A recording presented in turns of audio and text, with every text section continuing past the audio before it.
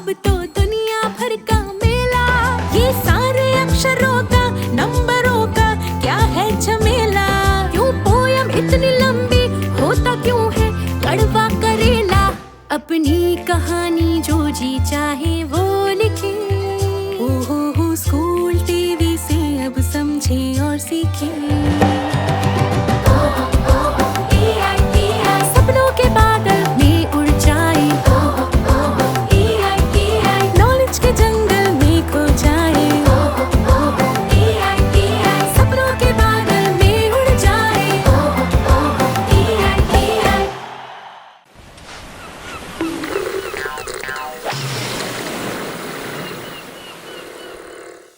Hello और नमस्कार, मेरा नाम फिरोज है और मैं कैलिफोर्निया यूनाइटेड स्टेट्स से बात कर रहा हूँ। मैं आज आपको क्रिएटिव राइटिंग के बारे में थोड़ा बताना चाहूँगा, लेकिन उसके पहले मैं अपना थोड़ा विस्तार से अपना इंट्रोडक्शन बता दूँ आपको। मैं एक सॉफ्टवेयर इंजीनियर हूँ, मैं कंप्यूटर साइंस इंजीनियरिंग किया हूँ और मैं बैंगलोर में काम करता था एक ग्लोबल मल्टीनेशनल के लिए, और पिछले 6 साल से मैं अमेरिका में हूँ।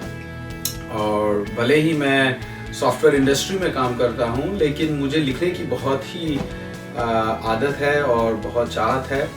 और मैं आजकल इंडिया में इंडियन एक्सप्रेस जो न्यूज़पेपर है उसके लिए मैं मंथली कॉलम लिखता हूँ, और फिर मिंट एक न्यूज़पेपर है उसके लिए भी कॉलम लिखता हूँ, और फोर्ब्स जो एक अमेरिकन मैगज़ीन और ऑनलाइन पोर्टल है उनके लिए भी काफ़ी अलग अलग टॉपिक्स पे लिखता हूँ। तो लिखना मुझे बहुत पसंद है। तो मैं आज लिखने के बारे में कुछ बताना चाहूँगा, और जिसको मैं कहता हूँ कि क्रिएटिव राइटिंग जो है उसके बारे में मैं कुछ आपको विस्तार से बताना चाहूँगा।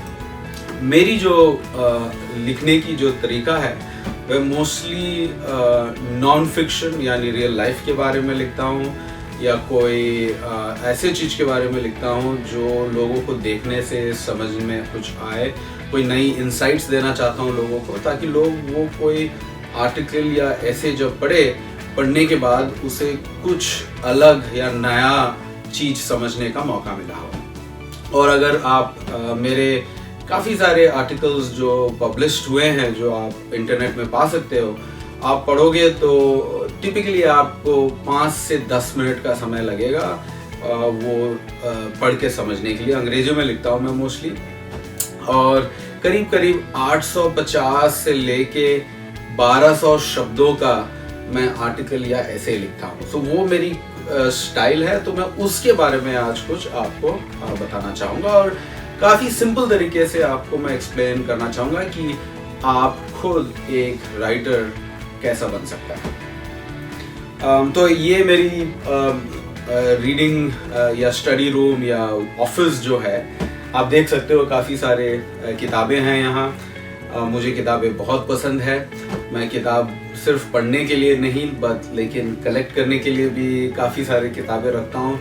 और उसका जो कोर रीज़न जो है जो मैं इतने सारे किताब रखता हूँ, ताकि मैं जब कोई आर्टिकल लिखता हूँ तो उसके लिए रिसर्च करना मेरे लिए आसान हो जाता है। भले ही इंटरनेट में सब कुछ आजकल अवेलेबल है, लेकिन मैं चाहता हूँ कि किताब पढ़ के जो रिसर्च होती है उससे मुझे बहुत ही इंसाइट्स मिलता है। और सो मोस्ट जितने भी सारे किताबें आप यहाँ देख सकते हो वो सब मैं अपने रिसर्च के लिए यूज़ करता हूँ। तो मैं आपको करीब 6 अलग अलग स्टेप्स बताता हूँ, जिससे कि आप खुद एक पावरफुल, इंसाइटफुल, इंटरेस्टिंग आर्टिकल या ऐसे कैसे लिख सकते हो। और इस क्लास के बाद मैं चाहूँगा कि आप जो मैं टिप्स दे रहा हूँ वो यूज़ करके खुद आप अपने तरीके से अपने लैंग्वेज में, हिंदी भी हो या अंग्रेज़ी हो, अपने लैंग्वेज में एक ऐसे लिख के आप मुझे ज़रूर भेजिएगा अगर आपको ये सेशन पसंद आया तो पहला चीज़ जो है जो आपको याद रखना चाहिए ये है कि आप अपने ऑडियंस के लिए लिखते हो। आप अपने लिए लिखते जरूर हो, लेकिन आप जब पब्लिश करते हो कोई भी चीज़ तो आप अपने ऑडियंस के लिए लिखते हो। तो ऑडियंस को कोई भी चीज तब वो अपना समय देगा पढ़ने के लिए अगर उसे वो चीज काफी इंटरेस्टिंग लगे, या वो पढ़ने के बाद उसे कुछ ऐसा इंसाइट मिले जो उसे पहले नहीं पता था। सो जो बहुत ही महत्वपूर्ण चीज ये है कि आप जो भी टॉपिक के लिए लिखे वो इंटरेस्टिंग जरूर होना चाहिए।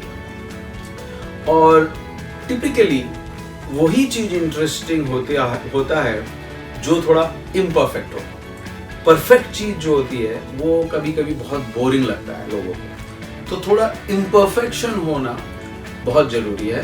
तो उसी तरीके से आप अपना टॉपिक चुनिए। आप कोई भी टॉपिक पे लिख सकते हो, आप मूवीज के बारे में लिख सकते हो, सिनेमा के बारे में लिख सकते हो, आपके दोस्तों के बारे में लिख सकते हो, आपके फैमिली के बारे में लिख सकते हो, लेकिन जो भी लिखे उसको आप कुछ इंटरेस्टिंग तरीका से उसे प्रेजेंट करना बहुत जरूरी है।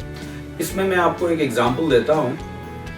मुझे पता नहीं आप बच्चों लोग शायद कभी टाइपराइटर देखे हो कि नहीं। अभी तो सब कंप्यूटर की बात करते हैं, लेकिन एक जमाना था जब सब लोग टाइपराइटर यूज करते थे। आपको मैं एग्जांपल देता हूँ। ये आप जो देख रहे हो ये एक टाइपराइटर है।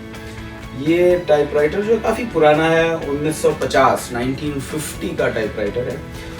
तो मुझे टाइपराइटर के बारे में पढ़ने के लिए बहुत मज़ा आता था कि ये चीज़ इतना यूनिक क्यों है। ये टाइपराइटर जो है इसकी इन्वेंशन हुई थी 1866 पे, और करीब 100 साल तक हर लोग, हर बिजनेस, हर राइटर टाइपराइटर यूज करते हैं। लेकिन अभी के लोगों को शायद इसके बारे में पता भी ना हो, और बहुत लोग समझते भी नहीं है कि कंप्यूटर के पहले कैसे लोग लिखते थे, कम्युनिकेट कैसे करते थे। तो मुझे लगा कि मैं इसके बारे में लोगों को कुछ बताऊं, कुछ समझाऊं कि ये इतना बड़ा इन्वेंशन क्यों था। तो मैंने एक आर्टिकल लिखी जिसका हेडर था 5 लेसन्स फ्रॉम अ टाइपराइटर। तो कि टाइपराइटर में ऐसा यूनिक क्या है जो आज कंप्यूटर में भी ना हो, ऐसा क्या चीज यूनिक है। और इसमें एक चीज ये यूनिक है कि आपके दिमाग में जो है वो सीधा एक पेपर में आ जाता है, प्रिंट होके। आप अगर देखो आज के ज़माने में पहले आप टाइप करते हो, उसके बाद आप प्रिंटर में भेजते हो, और वहाँ से प्रिंटर से पेपर उठाकर आप अपने आप लाते हो। टाइपराइटर में वैसा नहीं था।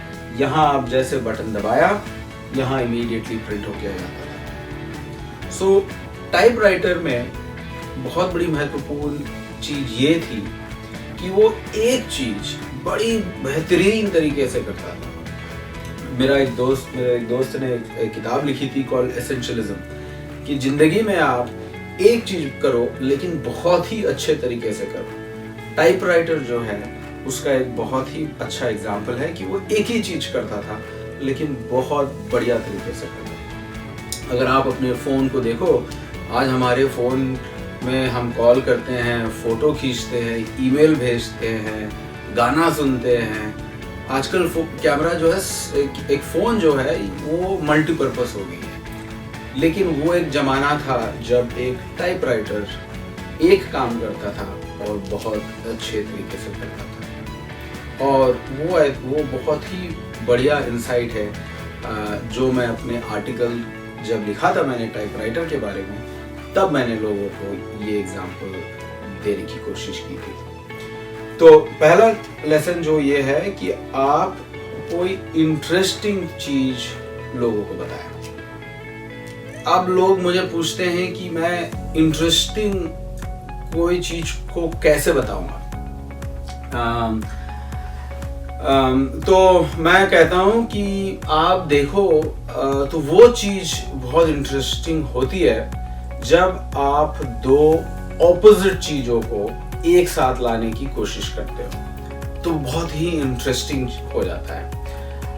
मैं एक एग्जांपल देता हूँ। मेरे यहाँ काफ़ी सारी किताबें हैं। एक किताब के बारे में मैं बताऊँगा जो मुझे तो काफ़ी अच्छा लगा और काफ़ी फेमस किताब भी है। ये एक राइटर है जिसका नाम है नसीम निकोलस तलेब, बहुत ही फेमस राइटर है। उसकी ये किताब जो थी वो काफ़ी पॉपुलर हुई थी। आप इसकी अगर आप टाइटल देखें तो इसमें लिखा है कि द ब्लैक स्वान। स्वान जो है ये एक बर्ड है, और स्वान जो होता है वो टिपिकली सफ़ेद कलर का होता है। तो इसने जो है, ये ऑथर जो है, इसने लिखा किताब में ब्लैक स्वान कि सब तरीके का स्वान वाइट हो तो उसमें ब्लैक कैसे हो सकता है। तो लोग को जब वो टाइटल देखता है तो उसको लगता है अरे ये कैसे हो गया। तो उनका कहना है कि लाइफ और जिंदगी और हिस्ट्री में ब्लैक स्वान इवेंट्स क्या है, ऐसा कौन सा इवेंट है जो कभी पहले हुआ नहीं है और शायद फ्यूचर में कभी ना हो।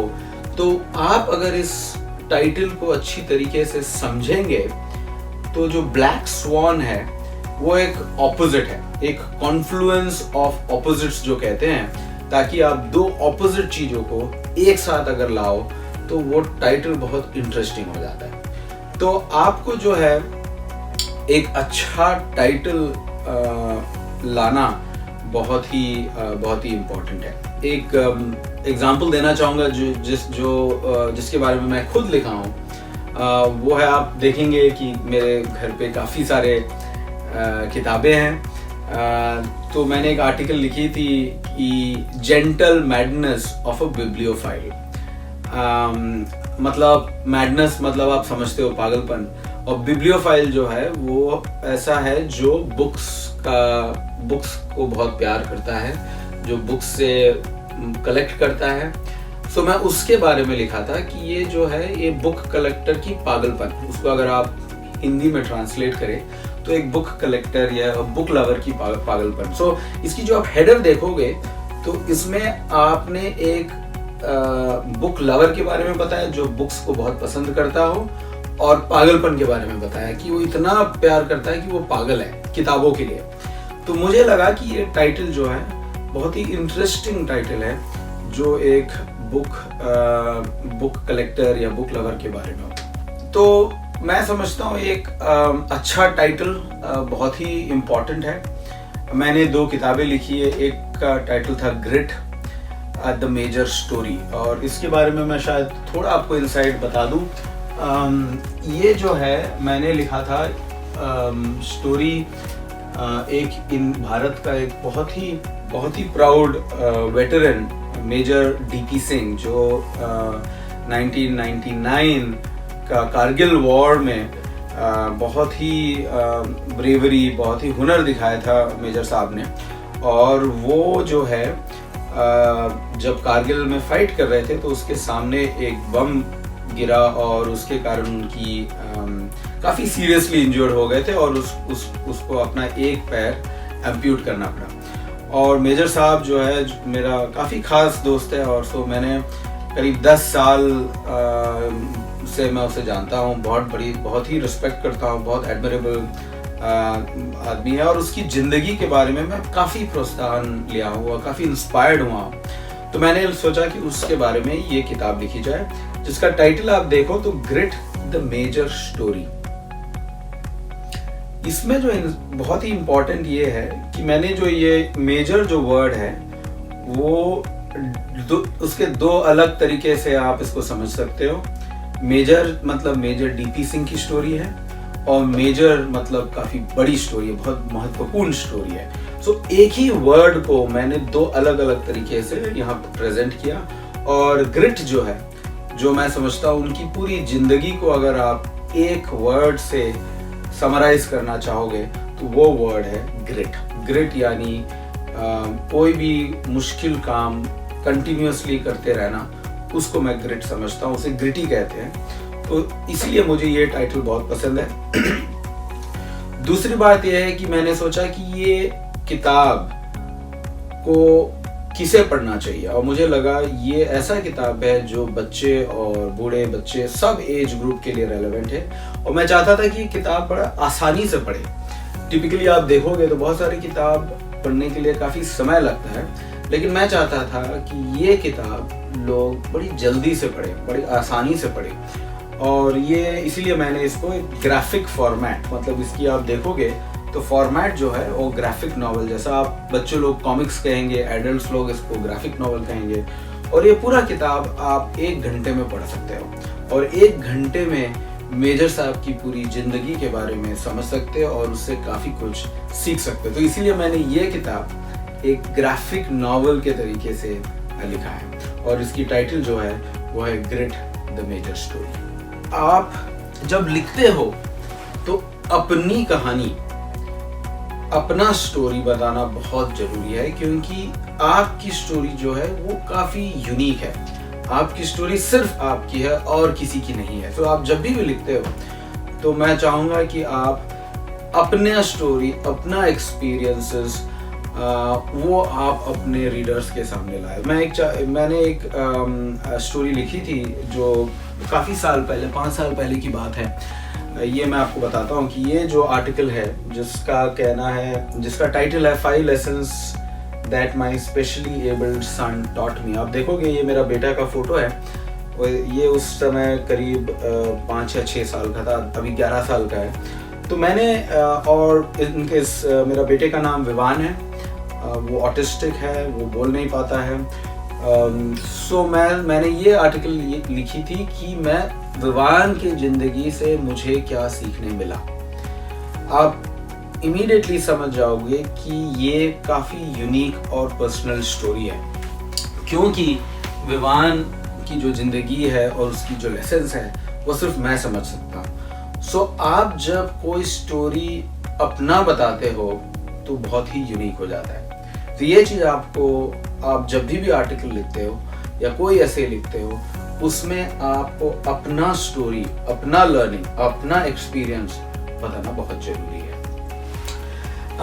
और एक चीज़ जो मैं कोशिश करता हूँ, क्योंकि मैं बहुत सारे बिजनेस रिलेटेड टॉपिक्स में लिखता हूँ, तो जो है डेटा यानी फैक्ट्स की बहुत इम्पोर्टेंट, बहुत ही ज़रूरी है कि आप फैक्ट्स प्रेजेंट करें। और एक अच्छा लेखक और एक अच्छा जर्नलिस्ट, एक अच्छा राइटर हर बार जब फैक्ट्स प्रेजेंट करता हो उसमें उसका क्रेडिट जरूर डालता है, क्योंकि ये फैक्ट आपने नहीं पता लगाया है और किसी ने काफ़ी रिसर्च करके कोई पब्लिक स्पेस पे डाला होगा।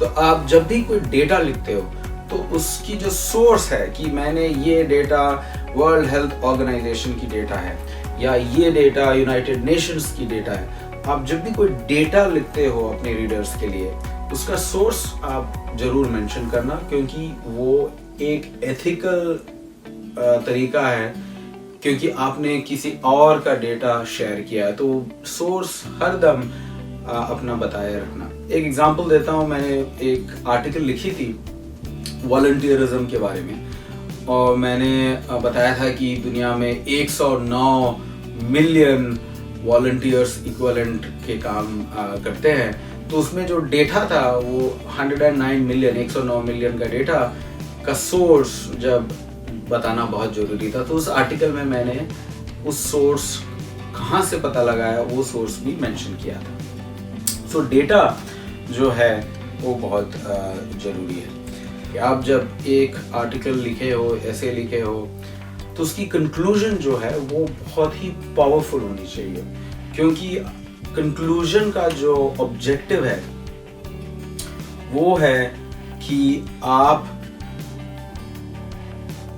रीडर को नंबर 1 एक क्लोजर मिलना चाहिए, कि रीडर को लगना चाहिए कि मैंने अगर ये 10 मिनट या जितना भी समय लगा कि ये आर्टिकल या ऐसे पढ़ा हो, मुझे इसमें कुछ क्लोजर में ज़रूर मिला है। क्योंकि लोग जब पढ़ते हैं तो आपको उसको क्लोजर देना बहुत ज़रूरी है। वो एक बहुत ही महत्वपूर्ण कारण है कि आप एक लॉजिकल कंक्लूजन पे ले आए, या तो रीडर को लगे कि पढ़ने के बाद हाँ मुझे ये चीज़ काफ़ी अच्छे तरीके से याद है। तो जब आप लिखते हो तो उसमें एक चीज़ आप याद रखना कि लिखना और लोगों के लिए ऐसा चीज़ उसमें ज़रूर डालना जो एक फैक्ट उसको हर बार याद रहे।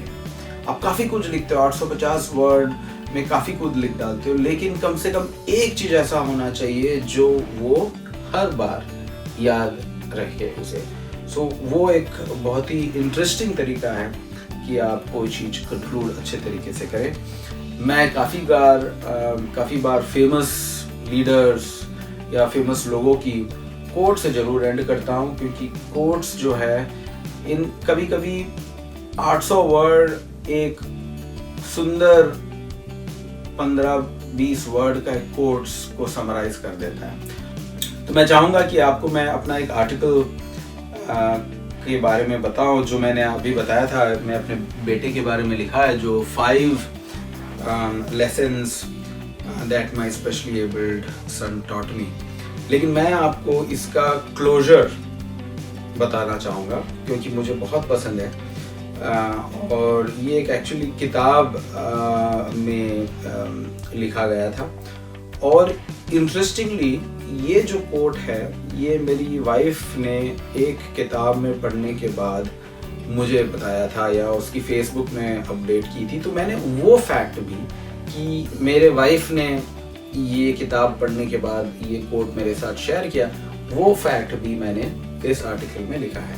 सो मैं आपको करीब 10 सेकेंड 15-20 सेकेंड में ये लास्ट पैराग्राफ पढ़ के सुनाना चाहूँगा कि आपको पता चले कि क्लोजर कैसे करना चाहिए। So on Vivan's 6th birthday, my wife shared this on her Facebook page. There is more to a boy than what a mother sees. There is more to a boy than what his father dreams. Inside every boy lies a heart that beats. And sometimes it screams, refusing to take defeat. And sometimes his father's dreams aren't big enough.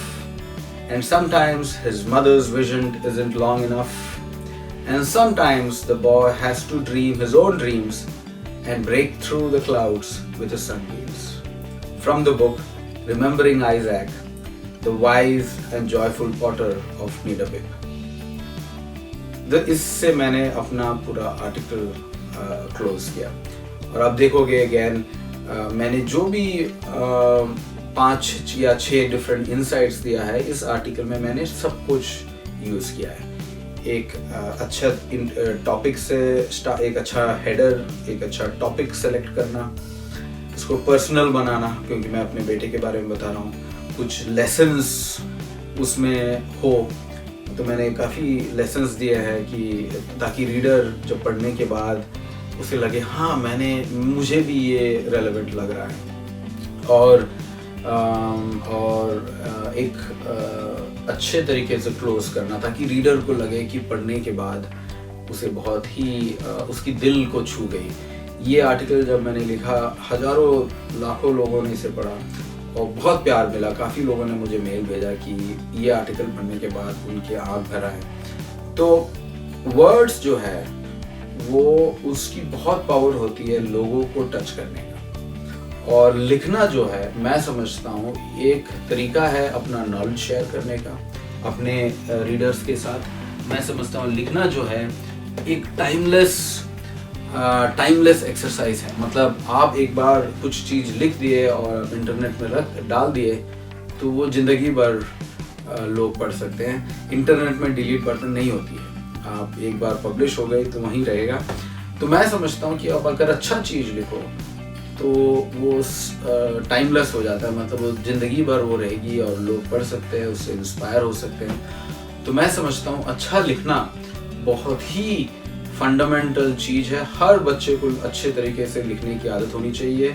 ये सिर्फ अपने long term success के लिए ही नहीं but आपके relationships के लिए important है, आपके लिए जॉब के लिए बहुत इम्पॉर्टेंट है कि आप अच्छे तरीके से लिखें, अपने एम्प्लॉयज़ के लिए, अपने मैनेजर्स, अपने सीनियर्स के लिए, अपने स्कूल टीचर्स के लिए। तो लिखना जो है मैं समझता हूँ कि एक बहुत ही बेसिक फंडामेंटल स्किल है जो आप सबको सीखना जरूरी है। फाइनली मैं आपको और एक बार आपका असाइनमेंट याद दिलाता हूँ। मैं चाहूँगा कि आप लोग सब एक सिंपल ऐसे लिखें, कम से कम 600 वर्ड होनी चाहिए बट अप टू 850 या 900 वर्ड, 600 और 900 वर्ड्स के बीच में आप कोई भी टॉपिक जो आपको पसंद आए उसके बारे में एक ऐसे लिखें। और याद रखिए हिंदी में भी लिख सकते हो, इंग्लिश में भी लिख सकते हो और मुझे ये भेजें। और जो पहला 100 लोग मुझे ये ऐसे भेजेगा उसे मैं मेरी ये जो किताब है ग्रिड, इसका कॉपी मैं आपको साइन करके, मेजर डीपी सिंह जो है खुद आपको साइन करके ये कॉपी आपको दिया जाएगा। तो मैं चाहता हूँ कि आप लोग सब लिखें, और मैं सोचता हूँ, मैं समझता हूँ कि ये जो मैंने आपको कुछ टिप्स दिए थे, इस टिप्स को आप अपने लिखने में ज़रूर यूज़ कीजिएगा। ये मेरा काफ़ी बड़ा ऑनर था, काफ़ी मुझे अच्छा लगा कि मैं अपने तरीके से कुछ आपको शेयर कर पाऊँ। मुझे सुनने के लिए बहुत बहुत धन्यवाद। मैं चाहूँगा कि आप अच्छे तरीके से पढ़ें, ज़िंदगी में सक्सेसफुल रहे, और आप सबको मेरा प्रणाम। Thank you very much. आप सभी बच्चों से यह अनुरोध है कि आप भी इस प्रतियोगिता में हिस्सा लीजिए और अपनी एंट्रीज को हमारे पास भेजिए। आप अपनी एंट्रीज हमें 3 तरीकों से पहुंचा सकते हैं। पहला, व्हाट्सएप द्वारा इस नंबर पर भेज सकते हैं। नंबर है 9321961744 9321961744। दूसरा, आप हमें ईमेल भी कर सकते हैं इस मेल आईडी पे BEPCDPROGRAM@gmail.com, या आप हमें डाक के माध्यम से भी अपनी एंट्रीज भेज सकते हैं इस पते पर। गुणवत्ता संभाग, बिहार शिक्षा परियोजना परिषद, शिक्षा भवन, राष्ट्रभाषा परिषद परिसर, सैदपुर, राजेंद्र नगर, पटना 800004। बच्चों, आपको अपनी एंट्रीज हमें इस प्रारूप में भेजनी है। सबसे पहले विद्यार्थी का नाम, फिर विद्यालय का नाम, उसके बाद कक्षा और एकदम अंत में जिला। इस तरह से लिखकर आप अपनी एंट्रीज हम तक पहुंचा सकते हैं। और याद रखें, आप हमें अपनी एंट्रीज आने वाले शुक्रवार शाम 6 बजे तक ही भेज सकते हैं। धन्यवाद।